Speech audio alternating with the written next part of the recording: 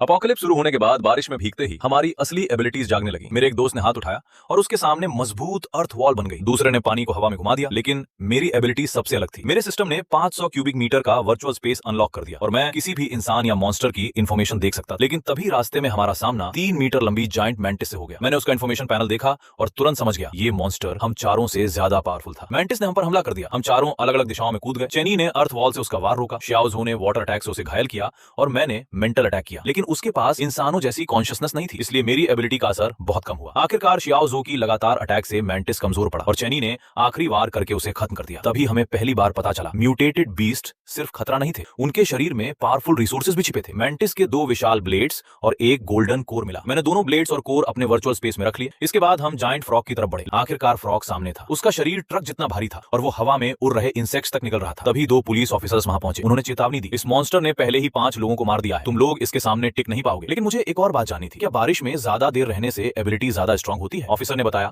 जितनी देर कोई बारिश में रहता है उसकी एबिलिटी उतनी स्ट्रांग होती है। मैंने फ्रॉग का इन्फॉर्मेशन पैनल देखा और मेरा चेहरा गंभीर हो गया। ये मॉन्स्टर फॉरबिडन लेवल के करीब पहुंच चुका था। अगर इसे और ग्रो करने दिया तो पूरा जियांगचंग यूनिवर्सिटी खतरे में पड़ सकता था। मैंने पहले फ्लैशलाइट उसकी आंखों पर डाली और वो 2 सेकंड के लिए फ्रीज हो गया। फिर मैंने मेंटल अटैक किया। इस बार फ्रॉग दर्द से चीख उठा और उसके शरीर से जहरीला लिक्विड निकलने लगा। बाकी तीनों ने तुरंत हमला शुरू कर दिया। करीब आधे घंटे तक हिट एंड रन करने के बाद फ्रॉग बुरी तरह घायल होकर भागने लगा, लेकिन हवा में उछलते ही मेरे मेंटल अटैक ने उसे फिर जमीन पर गिरा दिया और चारों ने मिलकर उसे खत्म कर दिया। मैंने शियाओ यूलियांग से पूछा, क्या तुम इसे कॉन्ट्रैक्ट करना चाहते हो? उसने मना कर दिया। इतने लोगों को मारने वाले मॉन्स्टर को वो अपना साथी नहीं बनाना चाहता था, इसलिए मैंने उसका पॉइजन सैक और गोल्डन कोर निकाल लिया और पूरा शरीर भी वर्चुअल स्पेस में स्टोर कर दिया। ये देखकर दोनों पुलिस ऑफिसर्स हैरान रह गए। पूरी आर्मी में भी शायद कोई स्पेस एबिलिटी यूजर नहीं था। उन्होंने तुरंत हमें आर्मी ज्वाइन करने का ऑफर दिया, लेकिन हमने मना कर दिया। इसके बदले उन्होंने शेल्टर तक जाने वाली कॉन्वॉय में लोगों की मदद करने के बदले हमें 4 असॉल्ट राइफल्स और 12 ग्रेनेड्स देने का ऑफर किया। हमने एक्सेप्ट कर लिया, लेकिन उसी रात पूरे हॉस्टल के बाहर दर्जनों जायंट बैट्स मंडराने लगे। हर एक का विंग स्पैन करीब 2 मीटर था। मैं तुरंत समझ गया, चौथी बारिश नहीं आई थी, इसलिए अब इन मॉन्स्टर्स का टारगेट इंसान थे। अगले ही पल पूरे हॉस्टल से चीखें आने लगी। हम भी तुरंत बाहर निकले। पुलिस ऑफिसर्स बैट से लड़ रहे थे और शियाओ यूलियांग ने